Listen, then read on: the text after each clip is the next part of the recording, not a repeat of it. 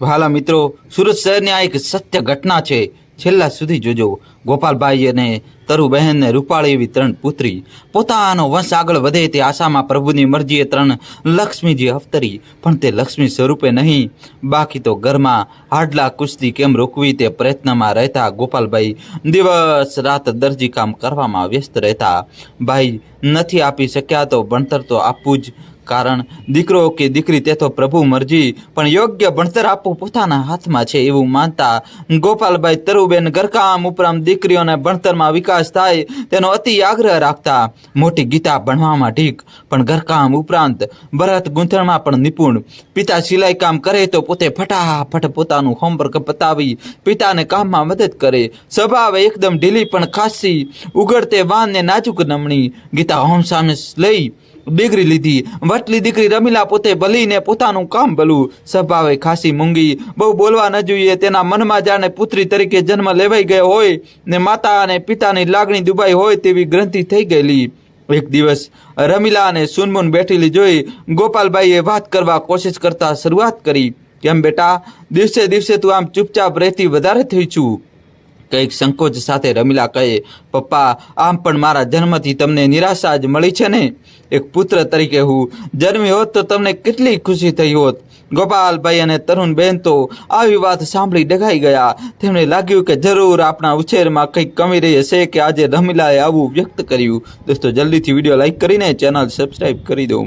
બંને ખૂબ દુઃખી થઈ ગયા અને રમીલાને ઘણી સમજાવી કે અમારે તો પુત્ર હોય કે પુત્રી કોઈ ફરક નથી પડતો, બસ તમે સારું ભણો અને તમારું જીવન સુખમય થાય તે જ પ્રયાસ. પણ કહેવાય છે ને કે કોઈના મનને કોઈ પહોંચી નથી શકતું. રમીલા હંમેશા સ્વભાવે અંતર્મુખી જ રહી. હા, કોઈ વાતનો હરખ નહીં ને કોઈ વાતનો શોખ નહીં. સાયકોલોજી સાથે BA કરવાની તેની ઈચ્છા હતી ને પછી MA કરી પ્રોફેસર થવું હતું. પણ ગોપાલભાઈ અને તરુબેન ઈચ્છતા કે BA થઈ સાસરે વળાવી દઈએ, પછી સાસરે જઈ આગળ ભણવું હોય તો તેઓની મરજી. છોકરીને જેટલું વધારે ભણાવીએ એટલો તેનો પતિ અંગેનો માપદંડ વધી જાય, માટે સમયસર પરણાવી દેવી સારી. નાની દીકરી અનુ તો સ્વભાવે મોજીલી, પોતે તો હર વખત આનંદમાં રહે અને આસપાસના લોકોને આનંદમાં રાખે. ગીતાના લગ્ન લેવાયા ત્યારે તો અનુને જાણે પાંખો આવી હોય તેમ દોડાદોડ કરવા લાગી. શરમાળ ગીતાને વારંવાર ચીડવતી કે સુરેશભાઈ તો આટલા પિક્ચર જોવાના શોખીન છે ને તું રહી સાવ ઘરકુકડી. હું તો કહીશ જીજાજીને કે અમારી કુકડીને ખુશ રાખજો ને જરા સંભાળીને રાખજો, અમારા બેન બહુ નાજુક છે. ગીતા બિચારી શું બોલે, શરમથી પાણી. એક દીકરાની ગરજ સારી એમ લગ્નની બધી દોડાદોડ ભરી જવાબદારી અનુએ ઉપાડી લીધી હતી. રમીલા બધા મહેમાનોની વ્યવસ્થા કરવા લાગી. આમ પોતપોતાના સ્વભાવ અનુસાર કાર્યભાર ઉપાડી લેતા ગોપાલભાઈને ત્યાં પ્રસંગ ક્યાંય પતી ગયો તેની ખબર પણ ના પડી. સમય અને હવાની ઝડપ ક્યાં માપી શકાય. રમીલાના પણ ઉમેશ સાથે એવી જ સુંદર રીતે લગ્ન પતી ગયા. એમાં તો વળી જમાઈ સુરેશભાઈ પણ ઉત્સાહપૂર્વક કામે લાગ્યા હતા ને બધી વ્યવસ્થાની અનુને ખબર અને અનુભવ હોવાથી બંને સાથે મળીને લગ્ન આટોપવામાં પણ લાગી ગયા. પતંગિયા જેવી અનુની તરુબહેનને બહુ ચિંતા રહેતી. રમીલાના લગ્ન પતતા જ તરુબહેને ગોપાલભાઈને કહ્યું, હવે અનુ માટે પણ યોગ્ય મુહૂર્તો જોવા લાગો. ભગવાન કરે ને એને પણ આગલા બેહુ જમાનાની જેમ સારો પતિ મળી જાય એટલે ગંગા નાયા. ગોપાલભાઈ અને તરુબેનની વાતનો અણસાર તુરંત પામી ગયા ને આદરી શોધ અને હજી BCom કરી આગળ ભણવાની ઈચ્છા રાખતી હતી. કોલેજના છેલ્લા વર્ષમાં હતી ને ભરત દૂરથી અનુને જોયા કરતો. અનુની ચંચળતા અને નિખાલસતાએ ભરતનું મન મોહી લીધું હતું. અને એકવાર વાત કરવાની કોશિશ કરી પણ અનુ કેનું નામ એમ તે કઈ વાતો કરે. ભરતને તો બસ અનુ સિવાય કઈ દેખાય નહીં. એક દિવસ અચાનક અનુની બહેનપણી શારદા સાથે ભરતને કંઈક નોટ્સની આપલે થઈ અને અનુ પણ શારદા સાથે હોવાથી બંનેની ઓળખાણ થઈ. મુલાકાતો વધતી ગઈ. શરૂઆતમાં તો શારદા હતી ને ક્યાં બેઉ એકલા મળવા લાગ્યા. તેની બેઉમાંથી કોઈને ખબર પણ ના પડી. પ્રેમ ન જુએ નાત કે જાત. મોટી બેઉ બહેનોના લગ્ન તો નાચમાં થયા હતા. એ વિચાર માત્રથી અનુ પહેલા તો ગભરાઈ. એક દિવસ એને સામેથી ભરતને પોતાની પરિસ્થિતિ સમજાવતા કહ્યું, મારા પિતા એક સામાન્ય દરજીનું કામ કરે છે. તમારા ઘરમાં આ વાત કેવી રીતે સ્વીકારશે તે વિચારી જોજો. અમે મધ્યમ વર્ગના કહેવાઈએ. મારા માતા અને પિતાએ પેટે પાટા બાંધીને અમને ભણાવ્યા છે. ભણતર એ જ મારી મૂડી કહો કે દહેજ કહો. હા, તેઓ દેખાય છે જેવા શાંત તેવા જ છે અને ખૂબ સરળ અને આધુનિક વિચારસરણી વાળા છે. મારી પસંદ પર એમને પૂરો ભરોસો, પણ તમે તમારા ઘરમાં વાત કરી જુઓ. દોસ્તો, કહાની છેલ્લા સુધી જોજો અને વિડીયો લાઈક કરી ચેનલ સબસ્ક્રાઈબ કરી દો. ભરત એકનો એક પુત્ર હોવાથી પોતાના માતા પિતા સાથે ખૂબ નિખાલસ સંબંધ રાખતો હતો. તેણે અનુની વાત પોતાના ઘરમાં કરીને બીજે જ દિવસે હરખભેર ભરતના માતા અને પિતા ભરતને લઈ પહોંચી ગયા. અનુને ત્યાં અનુનો હાથ માંગવા.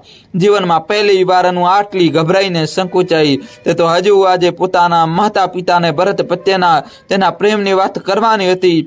ભરતના માતા અને પિતાને અનુની અને તેના માતા પિતાની સાદગી ખૂબ રૂચી ગઈ ને ગોપાલભાઈને કહેવા લાગ્યા, હવે અમારાથી બહુ રાહ નહીં જોવાય. આવી સુંદર અને સુશીલ દીકરી અમને વહેલી તકે સોંપો એવી અમારી નમ્ર વિનંતી છે. ધરુબહેન અને ગોપાલભાઈ હજી આગળ કહે તે પહેલાં જ ભરતના પિતાએ કહ્યું, અમને બસ કંકુ ને કન્યા બે જ ખપે. અમારી દીકરીને અમે અમારી મરજી પ્રમાણે શણગારશું. એની ચિંતા તમે ના કરશો. એને કોઈ વાતે દુઃખી નહીં થવા દઈએ. ગોપાલભાઈ અને તરુબેન તો આટલા મોટા ઘરના અને ખાનદાની વેવાઈ પામતા ધન્ય થઈ ગયા ને લેવાયા ઘડિયા લગ્ન.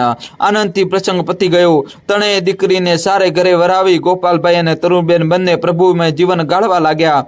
પણ કહેવાય છે ને કે સંસારમાં સુખ અને દુઃખની ઘટમાળા ચાલતી જ રહે છે. એક દિવસ ગોપાલભાઈને એકદમ છાતીમાં દુખાવો ઉપડ્યો. હજી ત્રણેય દીકરી પિતા પાસે આવે તે પહેલાં તો તેઓ હરિના ધામમાં ચાલી ગયા. ત્રણેય જમાઈ પણ સારા મળ્યાનો સંતોષ લઈને ગયા હતા. હજુ 12મું 13મું પત્યું ને તરુબેને પણ પ્રભુ મરજીનો સ્વીકાર કરી શોક બાજુ મૂકી ઝડપથી પતિએ લીધેલા સિલાઈના અધૂરા કામ પતાવવામાં લાગી ગયા હતા.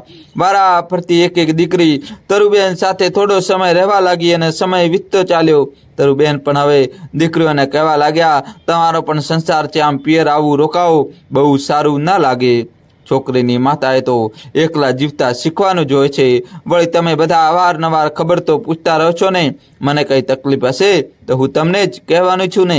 હવે તમારા સંસારમાં મન લગાવીને આનંદ કરો ને સુખી રહો ને બધાને સુખ આપો ને તમારો કુટુંબ ધર્મ અપનાવો. એવામાં જનુ બોલી ઉઠી, આપણે હવે અઠવાડિયાનો એક શનિવાર ત્રણેય બહેનો બપોરથી મા પાસે આવીએ ને રાત પડે ત્રણેય જમાઈ આવશે. બધા સાથે બેસીને જમીને છૂટા પડશું. તરુબેનને પણ આ યોજના ગમી અને સર્વાનુમતે મંજૂર થઈ. ગીતા, રમીલા અને અનુ દર શનિવારે બપોરનું ઘરકામ વગેરે પતાવીને માતા તરુબેનને મળવા આવતા. બધા જમાઈને પણ એકબીજા સાથે સારું બનતું. ક્યારેક માતાને લઈ બધા પિક્ચર જોવા જતા. થોડા દિવસ થયા ને ગીતાએ માતા બનવાની છે એવા સમાચાર આપ્યા ને આનંદનું વાતાવરણ થયું. ગીતા સાસરીમાં એકની એક નહીં, દેરાણી કે જેઠાણીને મરતા અને મરણ કહે તેવા સ્વભાવના સાસુ ને પાછી પોતે પણ શાંત સ્વભાવની. નાનપણમાં ગીતાએ અનુને એક માતા જેટલા પ્રેમથી ઉછેરી હતી. આથી અનુને એની બહુ ચિંતા રહેતી. અનુને હંમેશા થતું કે ગીતાબહેનને કંઈ ખાવા પીવાનું મન થશે તો પણ તે બોલે તેવા નથી ને સુરેશભાઈના સ્વભાવ મુજબ તે કંઈ બહેનને પૂછશે પણ નહીં. માટે અનુ ગીતાને ત્યાં વારંવાર જતી અને ખબર દિવસમાં એકવાર ફોન કરીને ખબર પૂછતી. એકાદ બે વખત સુરેશભાઈને ટકોર કરતા કીધું પણ ખરું કે ગીતાબેનની આવી અવસ્થામાં એની થોડી વધારે સંભાળ રાખવી જરૂરી હોય છે. તો જવાબમાં સુરેશભાઈ કરે, અરે તું છું ને સંભાળનારી, પછી મારું શું કામ? તારો હુકમ માથા પર, તને લાગે ત્યારે મદદ કરવા આ બંદા તૈયાર. ગીતાનું મન પ્રફુલ્લિત રહે તે માટે અનુદીનું ધ્યાન રાખતી. ક્યારેક પિક્ચર જોવા જતા તો ક્યારેક સાંજે આંટો મારી આઈસ્ક્રીમ ખાવા જતા. આમ 7 મહિના ક્યાંય પસાર થઈ ગયા. દોસ્તો, કહાની છેલ્લા સુધી જોજો અને ચેનલ સબસ્ક્રાઈબ કરી દો. ગીતાનો ખોળો ભરવા તો પ્રસંગ પતાવી ગીતા પિયર રહેવા લાગી. તરુબેન પણ આનંદિત થઈ ગયા. તેમના એકલવાયા જીવનમાં ગીતાની કંપની મળી. ગીતાને ભાવતા ભોજન આપવા અને તેની તબિયતની સંભાળ રાખવી એ જ થોડા મહિના માટે તરુબેનનું ધ્યેય થઈ ગયું. મોજીલા સુરેશભાઈ ખબર પૂછવા આવતા જતા રહેતા. મોટી બેન ગીતાને સુવાવડ આવે એ દરમિયાન અનુએ વિચાર્યું કે જો પોતે મોટી બેનની સંભાળ રાખે તો આર્થસાઇડના રોગથી પીડાતી માતાને થોડી રાહત મળે. એક વખત પોતે પતિ ભરત સાથે સમય ગાળતી હતી ત્યારે તેણે ભરતને પોતાનો વિચાર જણાવ્યો. ભરતે તુરંત હા પાડી અને કહ્યું, આપણે આપણી માતાનો અને બહેનનો વિચાર તો કરવો જ જોઈએ.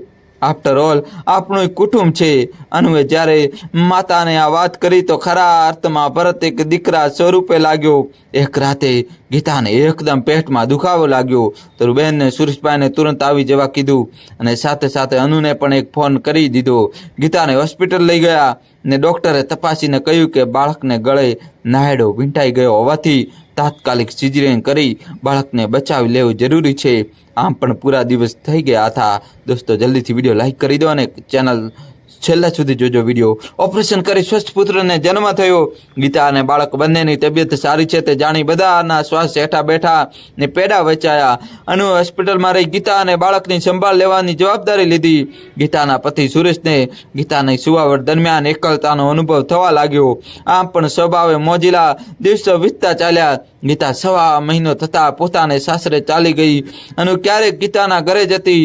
સ્ત્રીને ભગવાને એક ઇન્દ્રિય એવી પણ આપી છે કે સામેના પાત્રના અમુક વર્તનનો અણસાર આવી જતો હોય છે। અનુને ઘણી વાર સુરેશભાઈનું વર્તન જરા વિચિત્ર લાગવા માંડ્યું। તેમને અનુ તરફ કુણી લાગણી જન્મી હોય તેવો અનુભવ થવા લાગ્યો। તેવામાં એક દિવસ સુરેશે અનુને કહ્યું, અનુ હું તને પ્રેમ કરું છું। પિતા સમાન મોટા બનેવીની આ વાત સાંભળી અનુ જરાક હબકાઈ। એક બાજુ બહેન બનેવીનો સંસારનો પોતાનો સંસારમાં આવી વાત કેમ ચાલે? મૂંઝાયેલી અનુને તો કામ જીવ લાગે અને ખૂબ મૂંઝાયેલી રહેવા લાગી। એક દિવસ પસાર કરવો મુશ્કેલ થઈ પડ્યો। પ્રેમાળ પતિ ભરતની નજરે અનુના ફેરફારની નોંધ લીધી। એક દિવસ અનુને કહે, ચાલ ઘણા વખતથી ક્યાંય બહાર નથી ગયા, આજે સરસ મજાનું ડિનર લેવા જઈએ। કેન્ડલ લાઇટ ડિનર લેતા અનુને પ્રેમથી પૂછ્યું, શું વાત છે અનુ? કેમ આટલી મૂંઝાયેલી રહે છે? ને અનુની આંખોનો બંધ ખુલ્યો। આંસુ તો વહેતા ચાલ્યા તેમ ભરતની મૂંઝવણ વધતી ચાલી। પણ આજે ભરતે પણ નક્કી કર્યું હતું કે અનુની મૂંઝવણનો અંત લાવવો જ રહ્યો। અનુનો હાથ પ્રેમથી પકડી કહેવા લાગ્યો, કેમ અનુ, મારી ઉપર અને આપણા પ્રેમ ઉપર વિશ્વાસ નથી? બેફિકર થઈ આજે મન હળવું કર। છેવટે અનુએ મન મક્કમ કરી બધી વાત કરવાનો નિર્ણય લીધો અને બોલી, હમણાં છેલ્લે ગીતાબહેનને ત્યાં ગઈ ત્યારે બનેવી સુરેશભાઈએ પ્રેમ પ્રસ્તાવ મૂક્યો। હું ખૂબ મૂંઝાણી કે આ તો કેવી વાત થઈ? આવો વિચાર જ કેવી રીતે તેમને આવે? ભરત બહેનની જિંદગીનો તો વિચાર કરો। ભરતે ખૂબ શાંતિથી આખી વાત સાંભળી ને પછી પ્રેમથી અનુને કહ્યું, શું તું આને ખરો પ્રેમ કહે છે? અરે મોટી બહેનની સુવાવડ દરમિયાન સુરેશભાઈનું મન સહજ ચડ્યું હશે। બાળક આવવાથી બહેનનું ધ્યાન થોડું ઓછું મળે એટલે ઘણા પુરુષોને આમ થતું હોય છે। અને પ્રેમ નહીં પણ દે આકર્ષણ કહેવાય। આવી બધી વાતો ધ્યાનમાં નહીં લેવાની। આપણો પ્રેમ શું એટલો નબળો છે કે આવી વાતોથી ડગે? અરે આવી અમતી વાતો મગજ પર લીધા વગર જિંદગી જલસાથી જીવ। દોસ્તો જલ્દીથી ચેનલ સબસ્ક્રાઇબ કરી દો અને છેલ્લા સુધી જોજો। અનુએ 2 ક્ષણ અચંબાથી ભરત સામે જોયા કર્યું અને વિચારવા લાગી કે શું ઉચ્ચ વિચાર ધરાવે છે ભરત। અને એકદમ હળવાશ અનુભવથી બહેનની સુવાવડ પતાવી જ્યારે તે પોતાના ઘરે પાછી આવી ત્યારે તેને પોતાનામાં જન્મેલો માતા થવાનો ભાવ પ્રગટ થવાની અભિવ્યક્તિ એક વિશ્વાસ સાથે ભરત આગળ કરી તો તેના આનંદની સીમાનો કોઈ પાર ન સમાયો। દોસ્તો કહાની કેવી લાગી કોમેન્ટ્સમાં જણાવજો અને કોમેન્ટ્સમાં દોસ્તો તમારે જય શ્રી કૃષ્ણ તો લખવું જ પડશે। જલ્દીથી લખી દો દોસ્તો।